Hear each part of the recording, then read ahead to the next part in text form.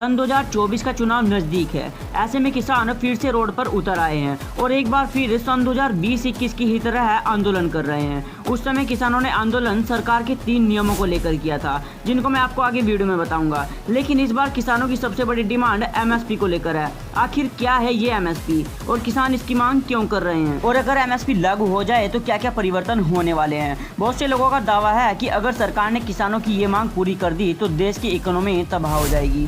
देश को 10 लाख करोड़ से ज्यादा का नुकसान उठाना पड़ेगा। और कुछ लोगों का तो यहाँ तक का कहना है कि चुनाव नजदीक है, इसलिए किसान ऐसा कर रहे हैं। मेरी राय में ये सही भी है। जब नेता चुनाव के वक्त बड़े बड़े वादे कर सकते हैं तो किसान चुनाव के वक्त अपने हक की मांग क्यों नहीं कर सकते। तो आखिर क्या सच्चाई है इसके पीछे की, किसानों की डिमांड सही है या गलत। तो आइए समझते हैं फार्मिंग इंडस्ट्री की सबसे बड़ी डिमांड एमएसपी को।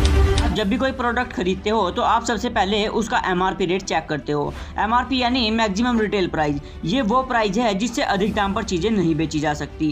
एमआरपी को मार्केट में इसलिए लाया गया ताकि कंज्यूमर्स, आम जनता को बेनिफिट दिया जा सके, उन्हें प्रोटेक्ट किया जा सके। फिलहाल एमआरपी मार्केट में छोटी से लेकर बड़ी चीजों तक सब में एग्जिस्ट करता है। आप इमेजिन कर सकते हो अगर एमआरपी न होता तो किस तरीके से लोगों को लूटा जाता। आपके सर में दर्द है, आप जाते हो मेडिकल, एक सर दर्द की टैबलेट दे दो, ये लो 50 रुपए की एक टैबलेट। आपके एरिया में कुकिंग ऑयल की कमी चल रही है, ये लो 1000 रुपए पर लीटर ऑयल। अगर एमआरपी न होता तो जिसका जो मन करे वो उस रेट से चीजों को बेच सकता था। एमआरपी के ही अपोजिट में होता है एमएसपी, मिनिमम सपोर्ट प्राइस, यानी न्यूनतम समर्थन मूल्य। यह वह न्यूनतम दर है जिस पर गवर्नमेंट एजेंसी किसानों से फसलें खरीदती है। फिलहाल एमएसपी इंडियन सोसाइटी में एग्जिस्ट तो करता है, लेकिन यह अभी केवल एक पॉलिसी है, कानून नहीं। यानी सरकार जब चाहे तब इसे बंद कर सकती है या इस पर बैन लगा सकती है। तो इसीलिए किसान एमएसपी की लीगल गारंटी की डिमांड कर रहे हैं। इंडिया में एमएसपी को सीएसीपी के द्वारा जारी किया जाता है, यानी commission for agriculture cost and prices. इसे 1965 में एस्टैब्लिश किया गया था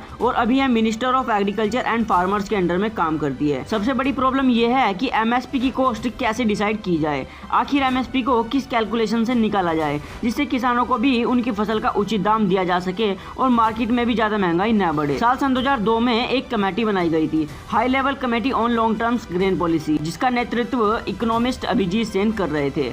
इस कमेटी ने पहली बार यह बात रखी थी कि MSP C2 cost of production के बेसिस पर निकाला जाए। अब C2 का मतलब समझने के लिए आपको पहले A2 और एफएल कॉस्ट को समझना होगा। सबसे पहले नंबर पर आती है A2 कॉस्ट। ये वो कॉस्ट है जो किसानों को अपनी जेब से डायरेक्ट पे करनी पड़ती है। किसान जो खाद खरीदते हैं, बीज खरीदते हैं, पेस्टिसाइड खरीदते हैं और फ्यूल खरीदते हैं, और जिन लोगों को मजदूरी पर अपने खेतों में काम करने के लिए हायर करते हैं, इन सभी का जो खर्च आता है वो A2 कॉस्ट के अंडर में आता है। इसके बाद आता है एफएल कॉस्ट, यानी फैमिली लेबर कॉस्ट। ये वो कॉस्ट है जिसमें अनपेड फैमिली लेबर का खर्च भी ऐड किया जाता है, क्योंकि किसान जब खेती करता है तो उसकी फैमिली भी उसके साथ काफी मेहनत करती है, तो उनकी भी तो लेबर कॉस्ट होगी। उस टाइम में किसान की फैमिली कुछ और काम भी कर सकती थी, लेकिन उन्होंने सभी काम छोड़ के खेती में अपना टाइम दिया, तो इतना तो उनके लिए बनता ही है।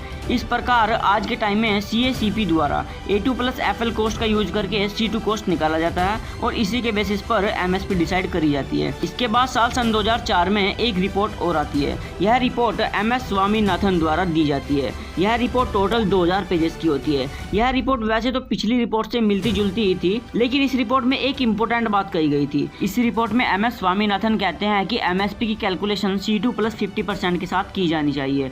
यहाँ C2 प्लस 50% का मतलब ये है कि एमएसपी फसलों की औसत लागत से 50% अधिक होनी चाहिए, क्योंकि अगर ऐसा नहीं हुआ तो भविष्य में किसान काफ़ी फसलों जैसे मकई, बाजरा की खेती करना ही छोड़ देंगे, जिससे मार्केट में उन फसलों की कीमत काफ़ी अधिक बढ़ जाएगी। स्वामीनाथन रिपोर्ट में यह बात भी मेंशन की गई थी कि एमएसपी को केवल एक बॉटम लाइन की तरह समझा जाए कि इस प्राइस से नीचे कोई भी फसलों को नहीं खरीद सकता। लेकिन ऐसा तभी पॉसिबल है जब सरकार एमएसपी की लीगल गारंटी दे। सन 2014 के चुनाव से पहले नरेंद्र मोदी जी ने खुद किसानों से एमएसपी देने का वादा किया था। नरेंद्र मोदी जी की उस स्पीच को मैं कॉपीराइट इश्यूज की वजह से आपको इस वीडियो में नहीं दिखा सकता, लेकिन मैं आपको उस वीडियो का लिंक डिस्क्रिप्शन में दे दूंगा। इस वीडियो को देखने के बाद आप मोदी जी की उस स्पीच को जाके देख लेना। नरेंद्र मोदी जी उस वीडियो में कहते हैं कि युद्ध के मैदान में जितने हमारे सैनिक मरे हैं उससे ज्यादा मेरे किसान भाइयों ने आत्महत्या की है, बेमौत मरना पड़ा है। अगर भारत का जीवन बदलना है तो भारत के गाँवों का जीवन बदलना होगा। उस स्पीच में मोदी जी किसानों को एमएसपी C2 प्लस 50% के बेसिस पर देने का वादा करते हैं, लेकिन ऐसा कुछ भी नहीं हुआ।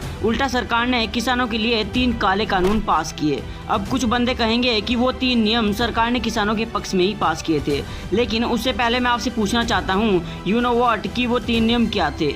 मेरी स्टडी और रिसर्च के अकॉर्डिंग मैं श्योरली कह सकता हूँ कि आप में से 90% लोगों को यही नहीं पता होगा कि आखिर वो 3 नियम क्या थे, क्योंकि मैंने इस विषय में काफी लोगों से विचार विमर्श किया लेकिन किसी से मुझे कोई इन्फॉर्मेशन नहीं मिली। तब मुझे गूगल की काफी सारी वेबसाइट्स और यूट्यूब और ऑनलाइन न्यूज़पेपर्स का सहारा लेना पड़ा। चलो खैर, मैं आपको बताता हूँ वो 3 नियम क्या थे।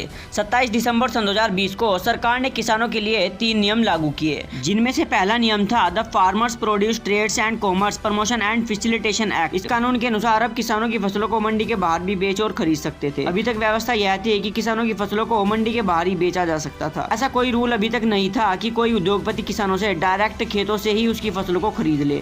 लेकिन इस कानून के बाद कोई भी कॉर्पोरेट कंपनी किसानों की फसलों को मंडी के बाहर भी खरीद सकती थी, जिससे धीरे धीरे मंडी खत्म हो जाती, क्योंकि सारी फसलें मंडी पहुंचने से पहले ही कॉर्पोरेट कंपनीज खरीद लेती। और सेकंड नियम था the farmers empowerment and protection agreement on price assurance and farm service act. Government के इस एक्ट के अनुसार कॉन्ट्रैक्ट फार्मिंग का प्रावधान था, यानी कोई भी कॉर्पोरेट कंपनी किसानों की जमीन को रेंट पर लेकर उस पर खेती कर सकती थी।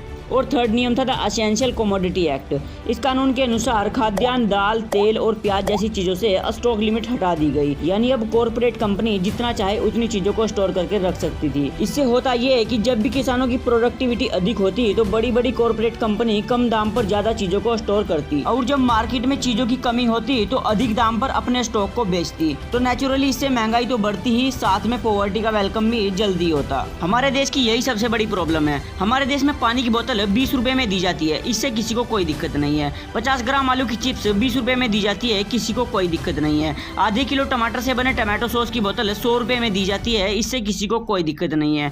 वहीं अगर किसान अपने अनाज को 30 से 40 रुपए पर किलोग्राम बेचने की मांग करने लगे तो लोग कहते हैं इससे हमारे देश की इकोनॉमी तबाह हो जाएगी। कांग्रेस भी अब कहती है कि अगर सन 2024 में हमारी सरकार आती है तो हम आपको MSP देंगे। लेकिन सवाल यह है कि स्वामीनाथन रिपोर्ट तो सन 2004 में ही आ गई थी और सन 2014 तक तो कांग्रेस की सरकार थी। उन 10 सालों में कांग्रेस ने MSP पर कोई ध्यान नहीं दिया, तो अब क्या ही कर लेगी। खैर, आज की वीडियो में इतना ही। आप कमेंट में जरूर बताना कौन सही है कौन गलत, और वीडियो जरा भी इंफॉर्मेटिव लगी हो तो एक लाइक जरूर करते जाना।